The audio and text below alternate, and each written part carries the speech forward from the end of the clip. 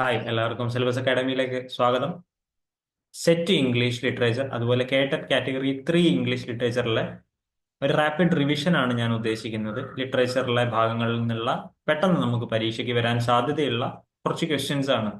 അപ്പൊ ഇന്ന് നമ്മൾ ഡിസ്കസ് ചെയ്യാൻ പോകുന്നത് പ്ലാറ്റോനെയും അരിസ്റ്റോട്ടലിനെയും കുറിച്ചിട്ടുള്ള കാര്യങ്ങളാണ്. കുറച്ച് നിങ്ങൾക്ക് അറിയുന്നുണ്ടായിരിക്കും, ചിലപ്പോൾ കുറച്ച് നിങ്ങൾക്ക് പുതിയതായിരിക്കും.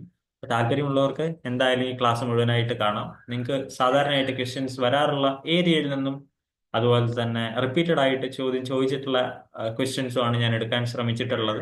അപ്പൊ എന്തായാലും ക്ലാസ് തുടങ്ങാം.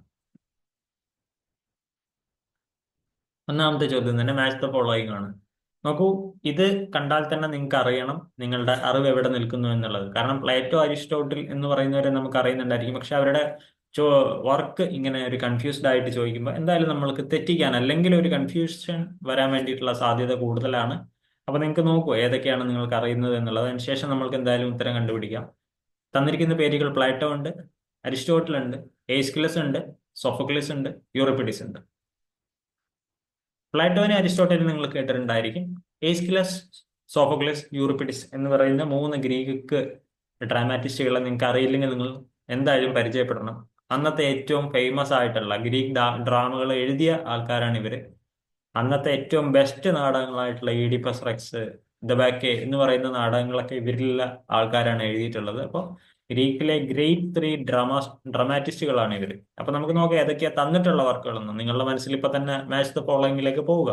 ഈഡിപ്പസ് റെക്സ് ഉണ്ട്, ആന്റിഗോൺ ഉണ്ട്, ദ റിപ്പബ്ലിക് ആൻഡ് സിമ്പോസിയം ഉണ്ട്, നിക്കോമാനിയൻ എത്തിക്സ് ഉണ്ട്, പോയറ്റിക്സ് ഉണ്ട്, ദ മീഡിയ ഉണ്ട്, ദ ബാക്കെ ഉണ്ട്, ദ ഓർക്കസ്ട്രിയ ഉണ്ട്, അതുപോലെ പ്രൊമിത്യൂസ് ബൗണ്ടും ഉണ്ട്. അപ്പൊ നിങ്ങളൊന്ന് മാച്ച് ദ ഫോളോയിങ് നോക്കൂ. ഏതൊക്കെയാണ് നിങ്ങൾക്ക് അറിയുന്നത്, ഏതൊക്കെയാണ് നിങ്ങൾക്ക് അറിയാത്തതെന്ന് നിങ്ങളൊന്ന് നോക്കൂ.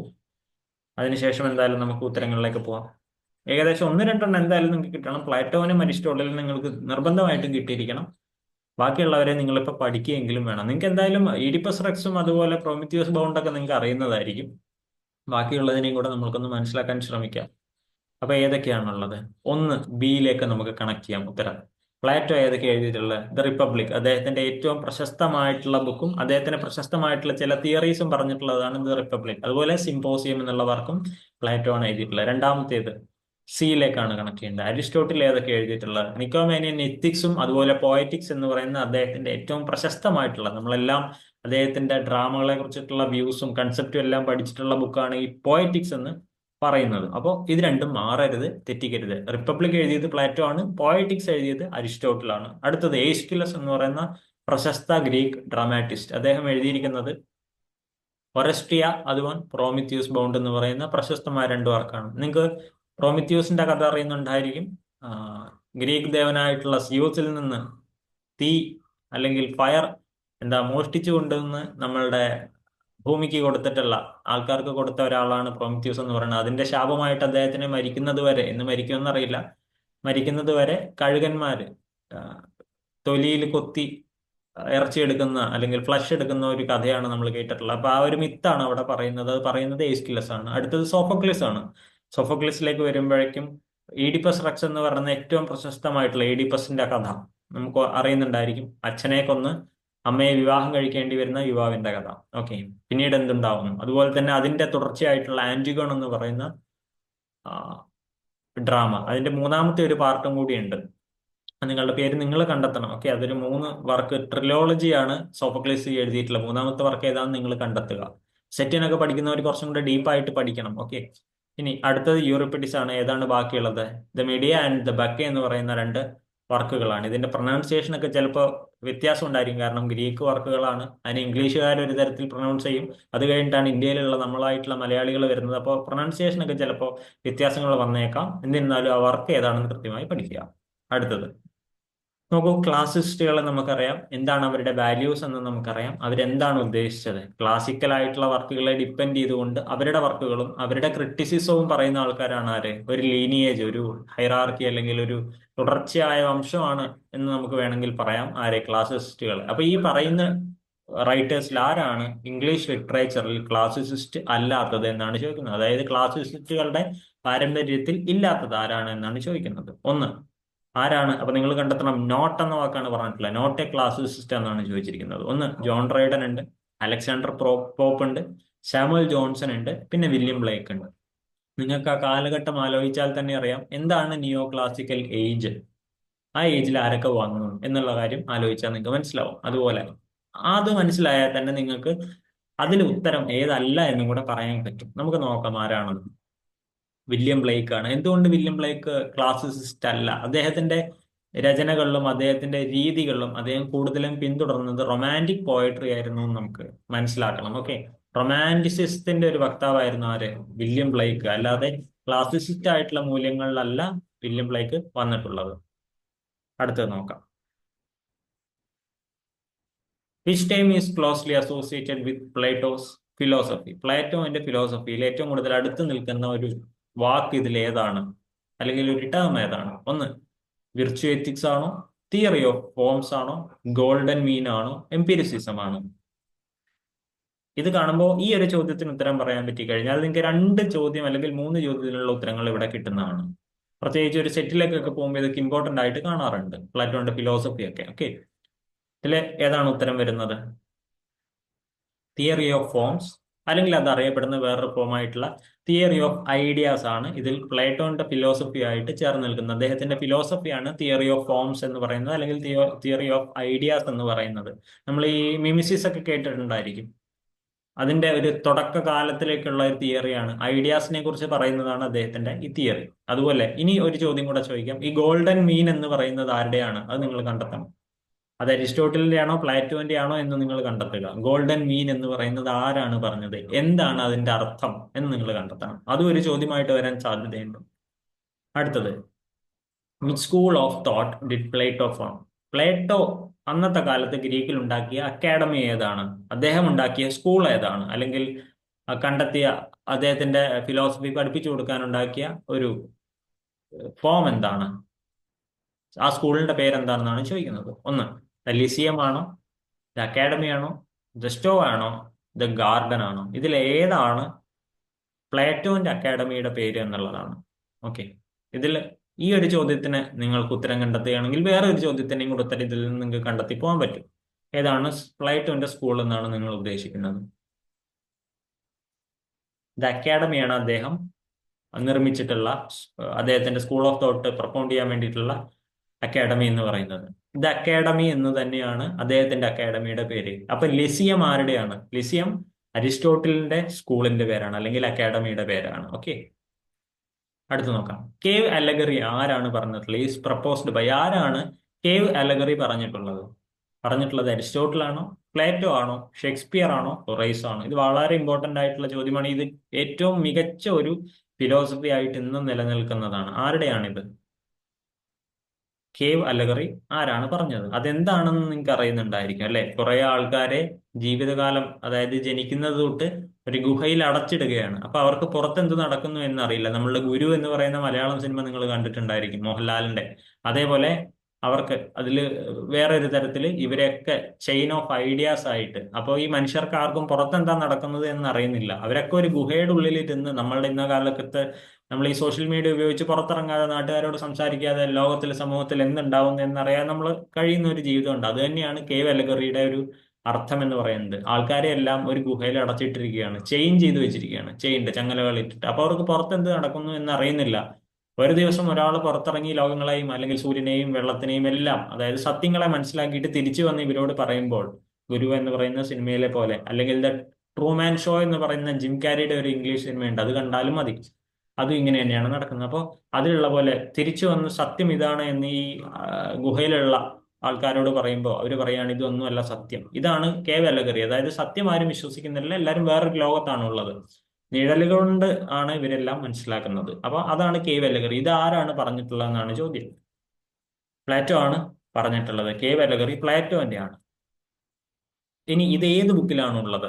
Plato's allegory of the cave is found in which book? അപ്പൊ അദ്ദേഹത്തിന്റെ ബുക്ക് ഇതിൽ ഏതാണെന്ന് ആദ്യം നിങ്ങൾ കണ്ടെത്തണം. നമ്മൾ ആദ്യം ചോദിച്ച ചോദ്യത്തിന്റെ ഒരു എക്സ്റ്റൻഷൻ ആണിത്. അപ്പൊ ഇത് ഏത് ബുക്കിലാണ് പറഞ്ഞിട്ടുള്ളത്? ലോസ് ആണോ, റിപ്പബ്ലിക് ആണോ, സിംപോസിയം ആണോ, ഫെയ്ഡോ ആണോ? റിപ്പബ്ലിക് എന്ന് പറയുന്ന പുസ്തകത്തിലാണ് കേവ് അലഗറി വരുന്നത്. അടുത്തത്, Plato's concept of the philosopher king appears in which book? അത് പ്രധാനപ്പെട്ട ഒരു ചോദ്യമാണ് ഫിലോസഫി പഠിക്കുമ്പോൾ. അദ്ദേഹത്തിന്റെ ഒരു കൺസെപ്റ്റ് പ്രകാരം സമൂഹത്തിനെ നിയന്ത്രിക്കേണ്ടത് ഫിലോസഫി അറിയുന്ന ഒരു കിങ് ആണ്, അല്ലെങ്കിൽ കിങ്ങിന് ഫിലോസഫി അറിയണം എന്നുള്ള തരത്തിലുള്ള അരിസ്റ്റോക്രാറ്റിക് ഒരു തീരുമാനങ്ങളാണ്. അപ്പൊ അതേത് ബുക്കിലാണ് പറഞ്ഞിട്ടുള്ളത്? അപ്പോളജിയിലാണോ, റിപ്പബ്ലിക്കിലാണോ, ലോസിലാണോ, ക്രൈറ്റോയിലാണോ? അദ്ദേഹം പറഞ്ഞിട്ടുള്ളത് റിപ്പബ്ലിക്കിൽ തന്നെയാണ്. റിപ്പബ്ലിക് എന്ന് പറയുന്നത് പ്ലേറ്റോന്റെ പ്രശസ്തമായ ബുക്കാണ്. അടുത്ത നോക്കാം. What is the primary theme of Aristotle's poetics? അപ്പൊ ഈ രണ്ട് ചോദ്യം അവിടെ നിന്ന് കിട്ടി. അരിസ്റ്റോട്ടിലാണ് പോയറ്റിക്സ് എന്ന് പറയുന്ന ബുക്ക് എഴുതിയത്. അടുത്തത് പൊളിറ്റിക്കൽ തിയറി ആണോ പറയുന്നത്, റെട്ടറിക് ആണോ, ട്രാജഡി ആൻഡ് ഡ്രാമയെ കുറിച്ചാണോ പറയുന്നത്, എത്തിക്സ് ആണോ പറയുന്നത്? ഇത് നമ്മൾ ഡിഗ്രി തൊട്ട് പഠിക്കാൻ തുടങ്ങിയ ഒരു ബുക്കും അതിലെ തിയറീസുമാണ്, തെറ്റിക്കരുത്. ഏതാണ് പറയുന്നത്? ട്രാജഡി ആൻഡ് ഡ്രാമയാണ്. അപ്പൊ ട്രാജഡി എങ്ങനെയാണ് മികച്ചു നിൽക്കുന്നത്, എപ്പിക്കിനേക്കാൾ ഏറ്റവും നന്നായിട്ട് എന്തുകൊണ്ട് ട്രാജഡി എന്നൊക്കെ പറയുന്ന ഒരു തോട്ടാണ് ആക്ച്വലി ഇതിൽ വരുന്നത്. മറക്കാതിരിക്കുക. പോയറ്റിക്സിലാണ് ട്രാജഡിനെ കുറിച്ചും ഡ്രാമയെ കുറിച്ചും ഡ്രാമാറ്റിക് ഹീറോയിനെ കുറിച്ചും എല്ലാം പറയുന്നത്. ട്രാജിക് ഹീറോയിനെ കുറിച്ച് എല്ലാം പറയുന്നത് അതിലാണ്. Which work by Aristotle is the foundational text of dramatic theory? അദ്ദേഹത്തിന്റെ ഡ്രാമാറ്റിക് തിയറിയെ കുറിച്ച് പറയുന്ന അദ്ദേഹത്തിന്റെ അരിസ്റ്റോട്ടലിന്റെ ടെക്സ്റ്റ് ഏതാണ് എന്നാണ് ചോദിച്ചിട്ടുള്ളത്. പൊളിറ്റിക്സ് ആണോ, പോയറ്റിക്സ് ആണോ, റെട്ടറിക് ആണോ, നിക്കോമാനിയൻ, എത്തിക്സ് ആണോ?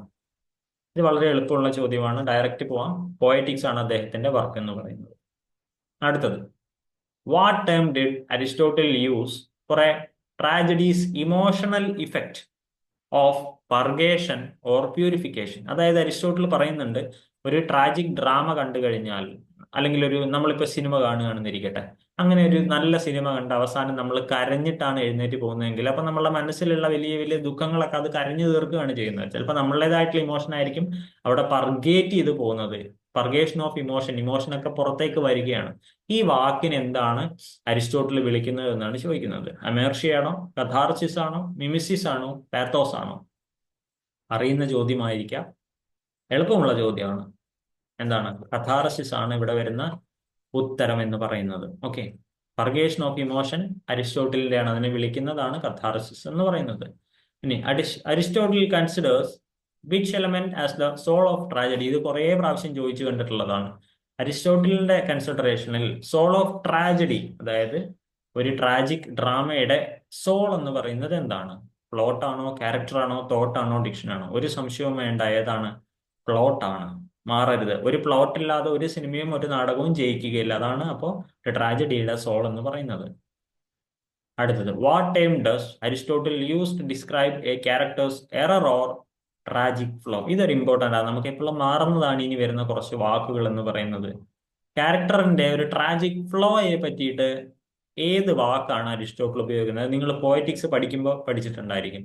ക്യാരക്ടർ എങ്ങനെയാണോ ഒരു എററിലേക്ക് ചെന്ന് ചാടുന്നത്, മാക്ബത്തോ അല്ലെങ്കിൽ ഈഡിപ്പസോ അല്ലെങ്കിൽ ഹാംലെറ്റോ ഒക്കെ ഒരു എററിലേക്ക് ചെന്ന് ചാടുന്ന ആ വാക്കിനെ എന്താണ് വിശേഷിപ്പിക്കുന്നത്? ട്രാജിക് ഫ്ലോയിലൂടെയാണ്, അറിയാതെ ചെന്ന് ചാടുന്നതാണ്. ഹമേർഷ്യ എന്ന് പറയുന്ന വാക്കാണ് ട്രാജിക് ഫ്ലോ. അടുത്തത്, what is peripeteia in Aristotle's theory of tragedy? അടുത്ത വാക്കാണ്. ഇതൊക്കെ ചോദിച്ചു കണ്ടിട്ടുണ്ട്. പെരിപെറ്റ്യ എന്ന് പറഞ്ഞാൽ എന്താണ് ഉദ്ദേശിക്കുന്നത്? റിക്കഗ്നിഷൻ ഓഫ് ട്രൂത്ത് ആണോ, അതായത് ട്രൂത്തിനെ മനസ്സിലാക്കലാണോ? റിവേഴ്സൽ ഓഫ് ഫോർച്യൂൺ, ഫോർച്യൂണുകളിൽ ഉണ്ടായിരുന്ന ഒരാളുടെ ഫോർച്യൂൺ എല്ലാം മാറുന്നത് റിവേഴ്സൽ ആവുകയാണ്. ഓക്കെ, അങ്ങനെയാണോ? അതോ ഇമിറ്റേഷൻ ഓഫ് റിയാലിറ്റി ആണോ, റിയാലിറ്റിയെ ഇമിറ്റേറ്റ് ചെയ്യാണോ, അല്ലെങ്കിൽ ക്ലെൻസിങ് ഓഫ് ഇമോഷൻ ആണോ? അതായത് അത് നമ്മൾ പറഞ്ഞു കഴിഞ്ഞു കഥാർസിസ് ആണെന്ന്. ക്ലെൻസ് ചെയ്യുന്നത്, പർഗേഷൻ ചെയ്യുന്നതെല്ലാം എന്താണ്? കഥാർസിസ് ആണ്. അപ്പൊ ഇനി 3 ഓപ്ഷനെ നിങ്ങളുടെ മുമ്പിലുള്ളൂ, അതിൽ നിന്ന് ഏറ്റവും മികച്ചത് എടുക്കുക. ഏതാണ് പെരിപേഷ്യ എന്ന് പറയുന്ന ഒരു വാക്കിന്റെ അർത്ഥം? റിവേഴ്സൽ ഓഫ് ഫോർച്യൂൺ ആണ്. ഓക്കെ, നിങ്ങൾ ഇപ്പോ ഈഡിപ്പസ് റെക്സ് എടുത്തു കഴിഞ്ഞാൽ അദ്ദേഹം എല്ലാം തികഞ്ഞ ഒരാളിൽ നിന്ന് തിരിച്ച് റിവേഴ്സൽ ഓഫ് ഫോർച്യൂൺ വരുന്നത് നിങ്ങൾക്ക് കാണാം. അല്ലെങ്കിൽ മാക്ബത്ത് എടുത്തു കഴിഞ്ഞാൽ നല്ലൊരു സ്ഥാനത്ത് നിന്ന് കൂടുതൽ ആഗ്രഹിച്ച് താഴത്തേക്ക് വീഴുന്ന ഒരു ട്രാജിക് ഹീറോനെ നമുക്ക് കാണാൻ പറ്റും. അടുത്തത് നോക്കാം. അനഗ്നോർസിസ് എന്ന് പറയുന്ന വാക്കുകൊണ്ട് എന്താണ് ഉദ്ദേശിക്കുന്നത്? ഇതൊക്കെ ചോദിച്ചു കണ്ടിട്ടുള്ള ചോദ്യങ്ങളാണ്. A change from ignorance to knowledge ഏതാണ്? A reversal of fate, a moral decision, a tragic downfall? ഏതാണ് അനഗ്നോർസിസ് എന്നുള്ള ആ വാക്കിന്റെ അർത്ഥമായിട്ട് വരുന്നത്? അനഗ്നോർസിസ് ഏതാണ്? A change from ignorance to knowledge.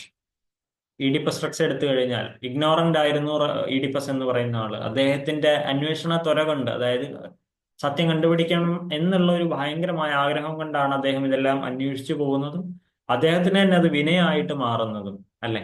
അച്ഛൻ ആരാണ്, അല്ലെങ്കിൽ താൻ എന്താണ് തെറ്റ് ചെയ്തത് എന്നുള്ള കാര്യങ്ങൾ അന്വേഷിച്ചു പോകുമ്പോഴാണ് ഇഗ്നോറൻസിൽ നിന്ന് നോളജിലേക്ക് അദ്ദേഹം പോകുന്നത്. പക്ഷെ അദ്ദേഹത്തിന്റെ ട്രാജിക് ഫോൾ അവിടെയാണ് സംഭവിക്കുന്നത്. ഒന്നും അറിയാതിരുന്നാൽ വലിയ പ്രശ്നം ഉണ്ടായിരുന്നില്ല അല്ലെ. അമ്മയെ തന്നെ വിവാഹം കഴിക്കേണ്ടി വന്നതൊക്കെ അപ്പോഴാണ് അദ്ദേഹം അറിയുന്നത്. പോട്ടെ. Which time does Aristotle use to describe the imitation of a noble action in tragedy? അധികം കണ്ടിട്ടില്ലാത്തൊരു ക്വസ്റ്റ്യൻ ആണ്. Imitation of a noble action, നല്ലൊരു കാര്യം ട്രാജഡിയിൽ വരുന്നതിന് എന്താണ് noble action in a tragedy, എന്താണ് അതിനെ പറയുന്ന വാക്ക്? Imitation of a noble action in tragedy. Ethos ആണോ, പാത്തോസ് ആണോ, പ്രാക്സിസ് ആണോ, ലോഗോസ് ആണോ? ഇതിൽ ഏതാണ് ആ ഒരു വാക്ക്? പ്രാക്സിസ് ആണ് കറക്റ്റ് ആയിട്ടുള്ള വാക്ക്. ഓക്കെ. അപ്പോൾ പ്രധാനപ്പെട്ട വാക്കുകളും അതുപോലെ ടേംസും അരിസ്റ്റോട്ടിൽ ആൻഡ് പ്ലാറ്റോ എന്നുള്ള ഭാഗത്ത് നിന്ന് കുറച്ച് ഡിസ്കസ് ചെയ്തിട്ടുണ്ട്. അടുത്തൊരു ക്ലാസ്സിൽ സെക്കൻഡ് പാർട്ടുമായിട്ട് വരാം. കുറച്ചും കൂടെ വർക്കുകളെ കുറിച്ച് നമുക്ക് നോക്കാം. അപ്പോൾ അടുത്തൊരു പാർട്ടിലേക്ക് വേണ്ടി നിങ്ങൾ ഉണ്ടായിരിക്കുമെന്ന് വിചാരിക്കുന്നു. അതുപോലെ അതുവരെ കാണാം. അതുവരെ bye bye and see U.